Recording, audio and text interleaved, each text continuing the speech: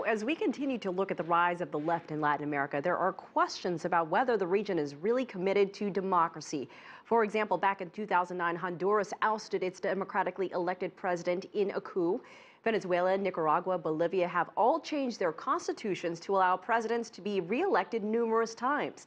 And here to talk more about this is Mark Weisbrot, co-director of the Center for Economic and Policy Research. Welcome back to the show, Mark. Thank you.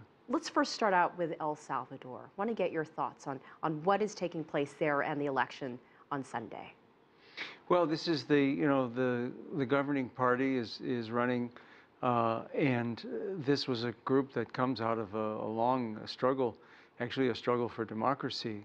It was a left movement, and they had a long civil war, and they're running against a right-wing party that ironically was the main organizer of death squads during the Civil War. So it has very deep historical roots. And the United States has traditionally opposed the left government, and they supported, of course, the death squad government during the Civil War and for 20 years after the Civil War. And so it was, I think, and they have a lot of influence there. The U.S. has used their influence in prior elections. They say they're going to be neutral this time, and we hope they are. There's also this question of Latin America's stability, because we see countries like Chile, Peru, Colombia, Panama, fairly friendly terms with the United States. And then you see Argentina, Brazil, Venezuela, and Nicaragua, not so much. Well, most of the region is now left governments, and so the United States has historically always opposed that. They didn't really allow left governments in the region. They would, well, you mentioned Honduras, for example, at the beginning. That was a coup that was really strongly supported by the United States government. They did everything they could to make the coup government stick and to legitimize it. And all the region was against it. All the region supported the democratically elected president. The United States in November of 2009 was practically the only country.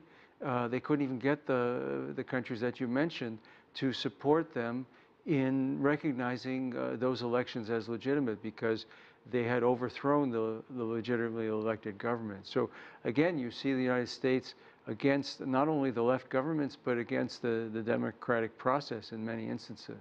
We also just saw that report from Costa Rica and the election there as well on Sunday. U.S. President Barack Obama was just in Costa Rica last year to secure trade ties, and some investors say that they are uneasy about putting their money in the region. Should they be worried? Well, no, I mean, from a business point of view, I mean, the region has grown much better under the left governments than it ever did before, in the last 30 years at least. You had almost no economic growth at all per person from 1980 to 2000. And then in the 2000s is when the economies really grew. And you know, here's a place where I think China can have a big influence, because it's already has. You know, it's increased its investment and trade with the region. But right now you have countries like Argentina and Venezuela that are having problems with their exchange rates.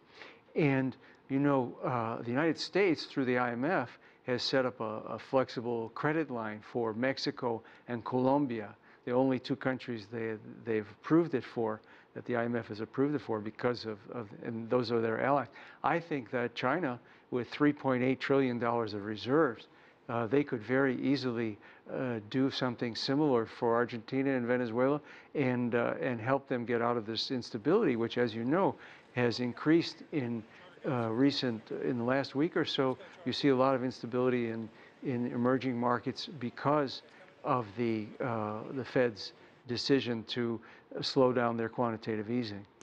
You know, and as you mentioned that there has been turmoil both politically and economically in this region, but it seems that the region is maturing. Do you feel that Latin America is gaining influence in the world, on the world stage? Is their power staying about the same? We just are coming off the CELAC conference summit down in... No, they definitely have more influence, because they are independent now of the United States. And that's another reason why I think China has an interest in the region, because they have the same kind of foreign policy. They believe, I mean, Latin America and China both support the idea of national sovereignty, independence, and you know, a multipolar world where whereas the United States is much more towards unilateral. They want Latin America to go back to the way it was, the kind of limited sovereignty they had, where the U.S. was in charge as recently as 20 years ago. People could not even vote to elect these kinds of left governments. They would be overthrown. And it's still the case, as you can see in Honduras, in the weaker countries, or Haiti, where the United States still has that power. But they don't have it anymore in South America.